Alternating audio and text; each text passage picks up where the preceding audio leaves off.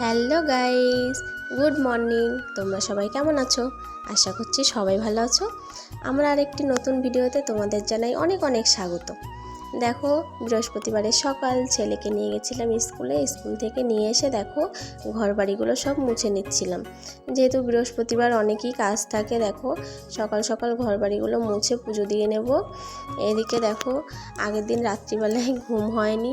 আসলে আমার কদিন ধরেই শরীরটা খারাপ, একেবারেই ঠিক হচ্ছে না, ঘুমও ঠিক মতো হচ্ছে না। এদিকে আমার ঘুমও পেয়ে যাচ্ছিল, তাড়াতাড়ি করে তাই কাজ করে নিচ্ছিলাম যে একটু ঘুমোবো আজকে। তাড়াতাড়ি করে দেখো এদিকে শুরু হয়ে গেছে বৃষ্টি, কারেন্টও চলে গেছে, এদিকে ফোনেও ছিল না চার্জ, তাই জন্য আর ভিডিওও করা হয়নি তোমাদের জন্য। দেখো সব কাজবাজ করে পুজো দিয়ে আমি আর ছেলে খেয়ে দিয়ে একটু ঘুমিয়ে পড়েছিলাম। আর এইদিকে হয়ে গেছে সন্ধেবেলায় ওর পাপাও বাড়িতে চলে এসেছে। এ দেখো ছেলেকে পড়াচ্ছিল, আমি আবার একটু দেখলাম যে কি পড়াশুনো করছে। আসলে ও আগের পরের সংখ্যাগুলো করছিল। এদিকে আমি করব রান্না, রাত হয়ে গেছে। এই দেখো রান্নার জন্য নিয়ে নিচ্ছিলাম ডাল, আজকে ডালটা একটু অন্যরকমভাবে করব।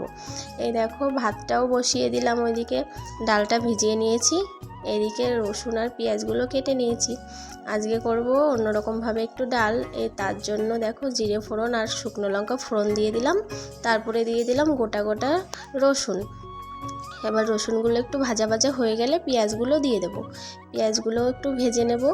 তার মধ্যে দিয়ে দেবো একটু হলুদ লবণ।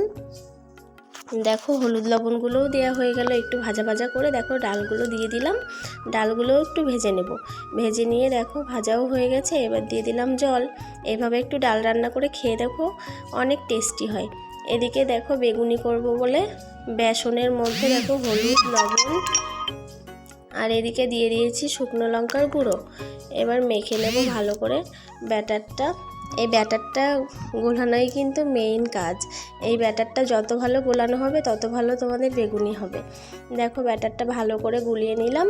এদিকে দেখো তেলও দিয়ে দিয়েছি, ডালটা হয়ে গেছে নামিয়ে নিয়ে তেলের মধ্যে দেখো বেগুনিগুলো এপিট ওপিট করে ভালো করে তেলের মধ্যে ছেড়ে দিলাম। এবার বেগুনিগুলো দেখো ভাজাও হয়ে গেছে, ছেলে আর ওর পাপাকে একটু দিলাম বাটিতে করে, ওরা খেয়ে নিল। এই দেখো সাথে ব্যাটারটা একটু থেকে গেছিলো, তাই জন্য ভাবলাম কটা লঙ্কারও চপ করে নিই।